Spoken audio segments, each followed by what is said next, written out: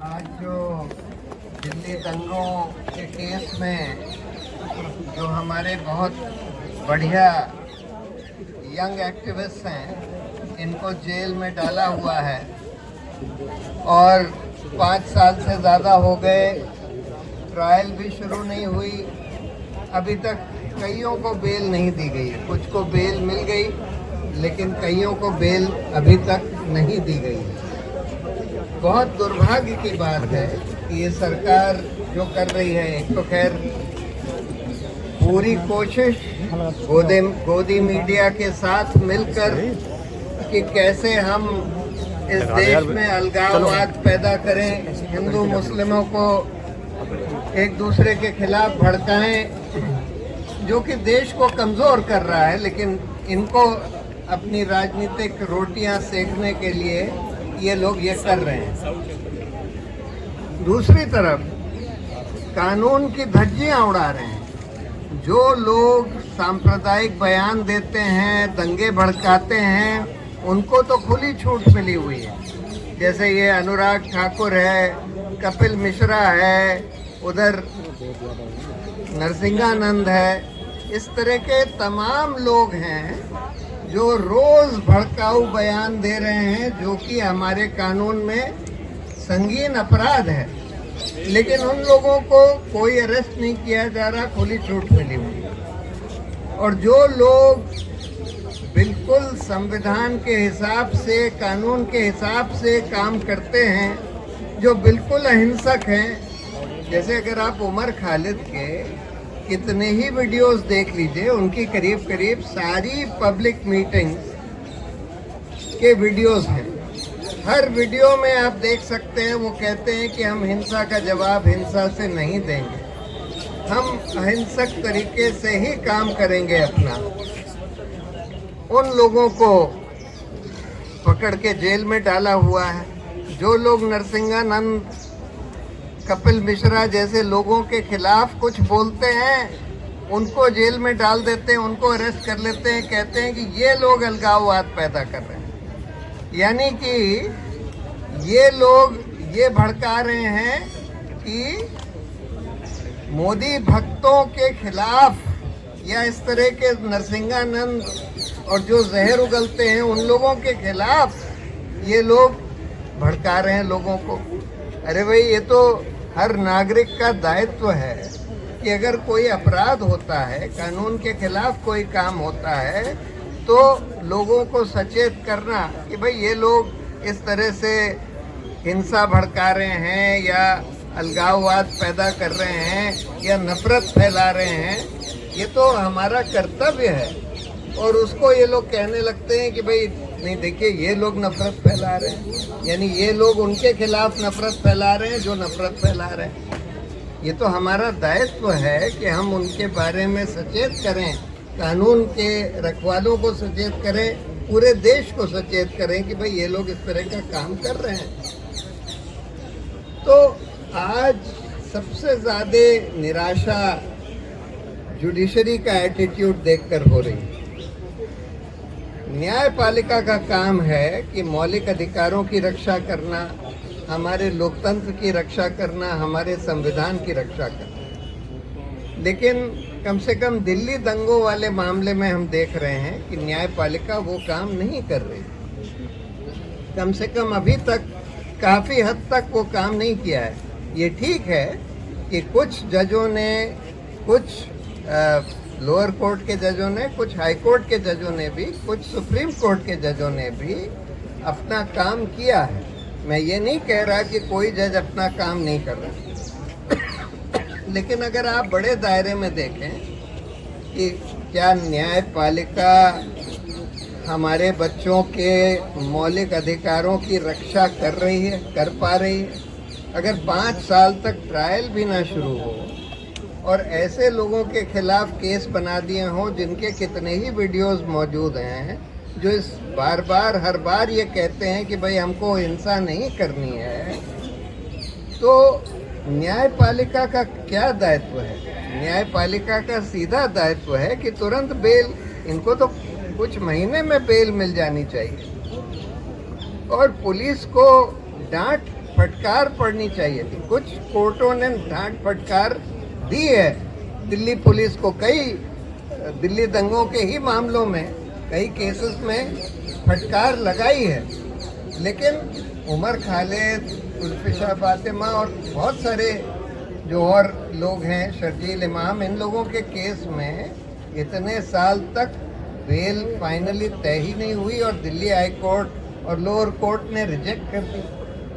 और Delhi high court का देखिए क्या बेहुदा फैसला है। एक फोटो जो पुलिस ने उस चार्जशीट के संग लगा दी है, जो हमारे घर के बेसमेंट की है जहां हमारा दफ्तर है, उसको कहते हैं कि देखिए यहाँ पर कॉन्स्पिरेसी हैच हुई, क्योंकि वहाँ पर योगेंद्र यादव, उमर खालिद और शर्जील इमाम वहाँ बैठे हैं, बात कर रहे हैं। मतलब कुछ भी आप कह दीजिए। और क्या उनके खिलाफ एविडेंस दिया गया है?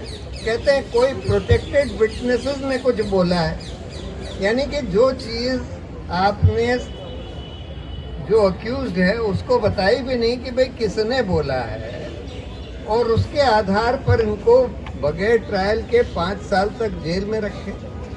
तो सीधा कानून है कि अगर पहली बात तो bail is the rule, jail is the exception. पहली बात तो खैर बिल्कुल ही झूठा केस है, तो कायदे से तो कोर्ट को ये देखकर ही कह देना चाहिए था ये केस बिल्कुल झूठा है, इस केस को ही हम खारिज करते हैं। दूसरी बात, अगर आप केस को नहीं भी खारिज करते और ये क्लियर है कि भाई इसका ट्रायल तो जल्दी हो ही नहीं सकता और कोई इसमें कोई एलिगेशन भी नहीं हो सकता कि भाई ये लोग विटनेस को इन्फ्लुएंस कर लेंगे या भाग जाएंगे वगैरह वगैरह, लेकिन फिर भी आप 5 साल तक उनको बगैर ट्रायल के जेल में रखें। और दिल्ली हाई कोर्ट ने तो मतलब कमाल ही कर दिया कि 1 साल से ज़्यादा बेल की हियरिंग्स में लगा दिया। कई बार बेंच बदली, 1, 2, 3 बार बेंच बदली, और चौथी बेंच ने आकर आखिर में ऐसा बेहुदा फैसला दे दिया, मतलब बिल्कुल ही बेहुदा फैसला जिसको मैं कहूँगा। और ये क्लियर है कि ये सरकार के दबाव में ये फैसला दिया गया। हम देख रहे हैं कि हाल में न्यायपालिका जो है सरकार के दबाव में आ गई है। काफ़ी हद तक, सब लोग नहीं आए हैं, लेकिन काफ़ी हद तक न्यायपालिका अब सरकार के दबाव में काम कर रही है, और उसके कई कारण हैं। पहला तो रिटायरमेंट के बाद बहुत सारे जजों को दूसरी नौकरी दे दी जाती है। उधर गोगोई साहब को राज्यसभा का मेंबर बना दिया, सदाशिवम और नज़ीर साहब को गवर्नर बना दिया, जिन्होंने एक ने बाबरी मस्जिद का फैसला दिया, दूसरे ने अमित शाह को के खिलाफ के फेवर में डिसीजन दिया था। उसी तरह से अरुण मिश्रा साहब, जिन्होंने कितने ही फैसले अडानी के और सरकार के हक में दिए, उनको नेशनल ह्यूमन राइट्स कमीशन का चेयरमैन बना दिया। खानविलकर साहब, जिन्होंने यूएपीए और पीएमएलए को और कड़ा बना दिया, उनको लोकपाल बना दिया। दूसरा, ये लोग अपॉइंटमेंट्स जो हैं बिल्कुल जो निष्पक्ष और स्ट्रॉन्ग जजेस होते हैं, इंडिपेंडेंट और स्ट्रॉन्ग जजेस, उनका अपॉइंटमेंट ही नहीं होने देते। और अगर कोलिजियम, कानून ये कहता है कि सुप्रीम कोर्ट के 5 सीनियर जजेस का कोलिजियम नाम रेकमेंड करता है, उसके बाद सरकार के पास एक ही राइट है कि अगर उनको कुछ नाम नहीं अच्छे लगते तो वो नाम वापस भेज दें। उसके बाद अगर कोलिजियम यूनानिमसली उन नामों को रीइटरेट करता है तो सरकार को उनको अपॉइंट करना पड़ेगा। लेकिन हम ये देख रहे हैं कि इस मोदी सरकार ने एक तरीका अपनाया है कि जो नाम इनको नहीं अच्छा लगता उस पर बस बैठे रहते हैं, ना तो नियुक्ति करते हैं ना नाम वापस भेजते हैं। अगर चीफ जस्टिस बोलता है कि भाई आपने उसका क्या किया, तो वो फिर वापस भेजते हैं। उसके बाद अगर कोलिजियम यूनानिमसली भी उसको रीइटरेट करता है तब भी उसकी नियुक्ति नहीं करते। तो ये एक और तरीका हो गया है। उसके अलावा ये भी हमने देखा है कि जब ऐसी कोई फांसीवादी सरकार होती है, जैसे कि इमरजेंसी में दिखाई देती थी सरकार, जब सुप्रीम कोर्ट ने हेबियस कॉर्पस के फैसले में बोल दिया कि भाई कोई कोर्ट भी जाने का किसी को अधिकार नहीं है इमरजेंसी के दौरान, उसी तरह से आज हम देख रहे हैं कि ये फांसीवादी सरकार दिखती है। तो बहुत सारे ईमानदार जजेस भी, जो कि बहुत स्ट्रांग नहीं होते, वो डर जाते हैं और आखिरी बात हम ये भी देख रहे हैं कि इन जजों कई जो जज हैं उनके खिलाफ ये लोग जितनी भी खुफिया एजेंसीज हैं, IB, CBI, ED, income tax, NIA, इन सब को लगाकर उनकी कोई कमज़ोरी पकड़ना चाहते हैं। और अगर कोई भी कमज़ोरी उन जजों की पकड़ ली तो उसको यूज़ करके उनको ब्लैकमेल किया जाता है।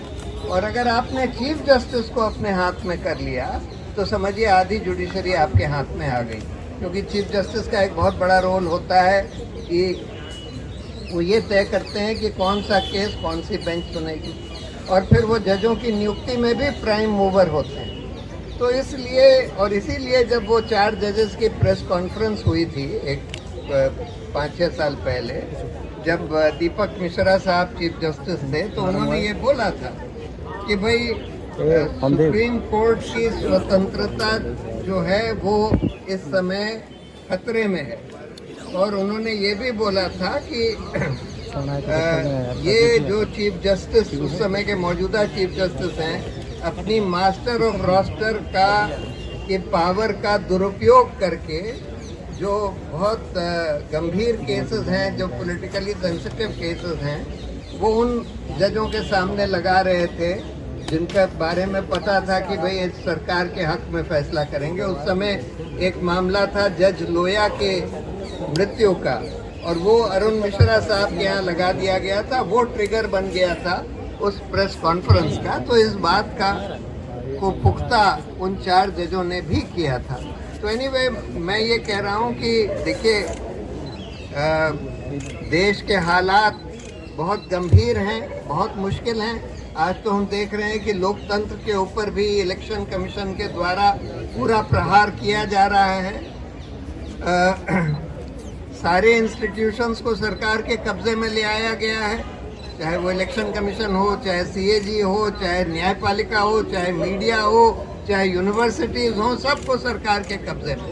लेकिन फिर भी अच्छी बात यह है कि हमारे बहुत सारे यंग लोग लड़ाई लड़ रहे हैं लोकतंत्र को बचाने की, मौलिक अधिकारों को बचाने की, न्यायपालिका को अपने दायित्व निभाने के लिए जोर लगाने की। और इसी का एक रिजल्ट ये होता है कि कभी कभी अच्छे फैसले आते हैं। जैसे कल हमने देखा कि एक दिल्ली डिस्ट्रिक्ट जज ने, दिल्ली के रोहिणी के डिस्ट्रिक्ट जज ने, वो जो गैग ऑर्डर अडानी के खिलाफ लगाया था बहुत सारे पत्रकारों के ऊपर, एक लोअर कोर्ट ने उसको रद्द कर दिया। तो इसलिए कभी कभी अच्छे फैसले भी आते हैं कोर्ट से, और उसके लिए हम लोगों को निरंतर पब्लिक ओपिनियन अपनी बात खुलकर बोलनी चाहिए। जो सच है वो बोलना चाहिए, बिल्कुल बगैर डरे। अगर न्यायपालिका कोई गलत काम कर रही है तो उसकी हम आलोचना करें, अगर अच्छा काम कर रही है तो उसकी हम सराहना करें। उसी से ये होता है कि न्यायपालिका ठीक रास्ते पर जाने के लिए थोड़ा थोड़ा मजबूर होती है। तो अभी हताशा की बात नहीं है, अभी हम लोगों को लगे रहना है। और मुझे उम्मीद है कि धीरे धीरे हम लोग अपना रिपब्लिक और लोकतंत्र को वापस अपने हाथ में ला पाएंगे। बहुत बहुत धन्यवाद।